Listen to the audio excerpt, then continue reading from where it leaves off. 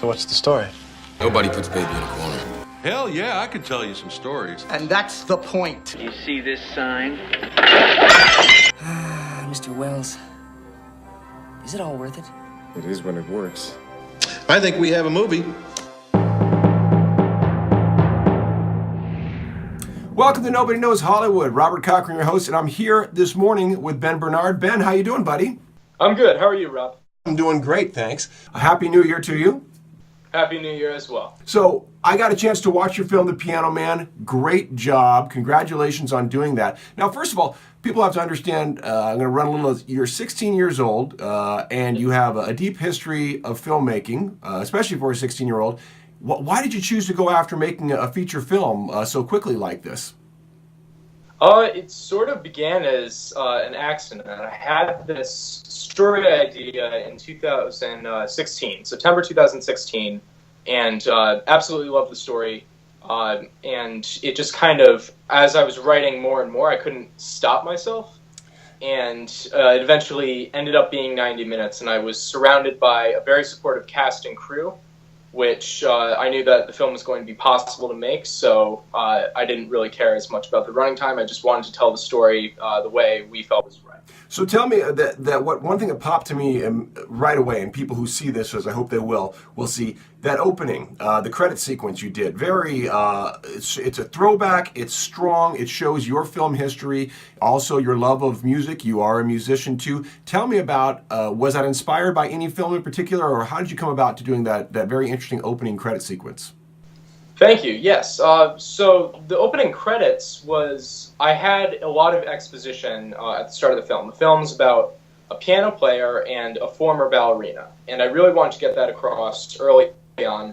I have a love of the old opening credits, the overture of the music, and I personally am disappointed that a lot of films tend to just jump right in without giving you that grand opening, and I really wanted to do that in this film, and I thought the idea of pictures on the refrigerator to show the passage of time, how long Alex, the main character, was a piano player, how long Lisa danced, and just all that significance. I thought it would be very strong opening. Yeah. Why Well, and the relationship from a standpoint of pictures on the refrigerator in particular, those pictures could be anywhere, but putting them on the refrigerator immediately brought Alex and Lisa together. Now, how they were brought together is something that gets explored, but I love that because, you know, it's a familiarity. It could be parental, it could be brother-sister, it could be loving, all these things, but it's in the home, it's intimate, and I really like that, again, with people here, just a beautiful piano score.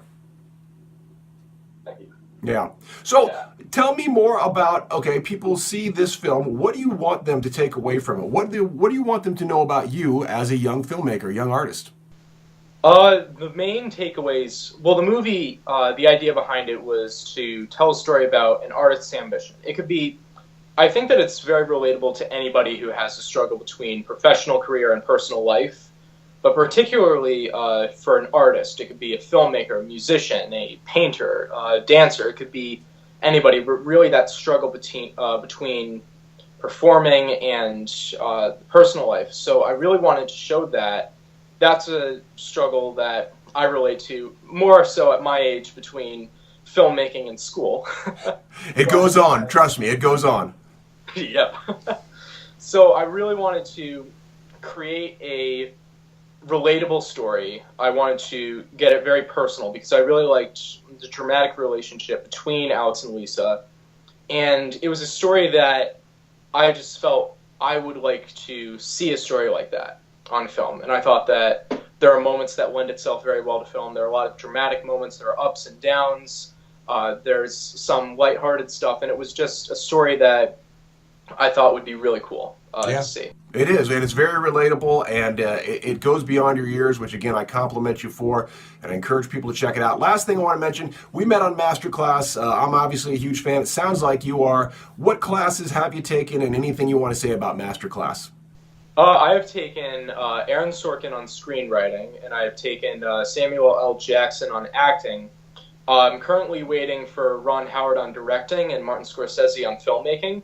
Masterclass is fantastic. It's very, very helpful. You get to see great people in their profession talking it out, and it's a very great way to understand each thing. Masterclass just in general, from filmmaking perspective, from music, for whatever kind of talent you'd like to do. I really liked Masterclass. And the one thing I like too is beyond the experts, that's the reason I signed up. It's the communication like this, getting to meet you, Ben, getting to see your film where I wouldn't have otherwise, and we have this exchange. This is what I'm looking for, and this is the thing I'm most hopeful with Masterclass, that we can continue to expand these relationships.